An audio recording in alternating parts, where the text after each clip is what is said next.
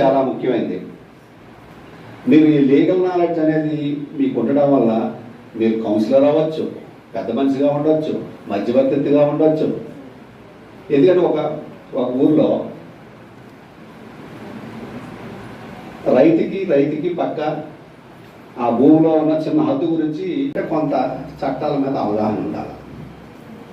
ఎందుకంటే మనకంటూ అవగాహన ఉంటే కదా మనం ఎదుటి వ్యక్తికి చెప్పగలం దానివల్ల లాభాలు అనేవి, లేకపోతే మీకున్న హక్కులు ఇవి, ఈ హక్కులు ఈ రకంగా పరిరక్షించుకోవచ్చు, లేకపోతే ఈ హక్కులు ఈ రకంగా పొందవచ్చు, లేదా గవర్నమెంట్ నుంచి రావాల్సిన బెనిఫిషియల్ స్కీమ్స్ ఏదైతే ఉన్నాయో, వెల్ఫేర్ స్కీమ్స్ ఏదైతే ఉన్నాయో ఆ స్కీమ్స్కి మీకు ఉండవలసిన ఎలిజిబిలిటీస్ ఉన్నాయి. ఈ రకంగా దీన్ని మనం గవర్నమెంట్ ఆర్గనైజేషన్ నుంచి లేదా గవర్నమెంట్ డిపార్ట్మెంట్స్ నుంచి, కన్సర్న్ డిపార్ట్మెంట్ నుంచి మనం పొందొచ్చు. అది మీరు ఎక్స్ప్లెయిన్ చేయడానికి మీరు ఏంటంటే కమ్యూనిటీలో ఎడ్యుకేటర్గా ఉండాలి. మిగతా మీ చుట్టుపక్కల మీ ప్రాంత ప్రజల్ని, మీ ఏరియాలో ఉన్న ప్రజల్ని, మీ గ్రామ ప్రజల్ని, మీ వార్డు ప్రజల్ని మీరు ఎడ్యుకేట్ చేయగలగాల.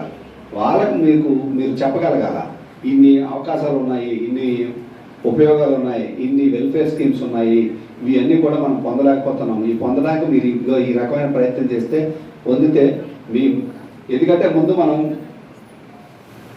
ఇల్లు చక్కబెట్టుకోవాలా, తర్వాత ఊరు చక్కబెట్టుకోవాలా, తర్వాత మన పట్టణమో లేదా మన జిల్లాయో మండలమో ప్రయత్నం చేద్దాం. ఇప్పుడు మీతో ద్వారా మేము చేస్తున్న ప్రయత్నం ఏంటంటే మాకంటూ అంటే మన జిల్లాలు మంచిగా ఉండాలని.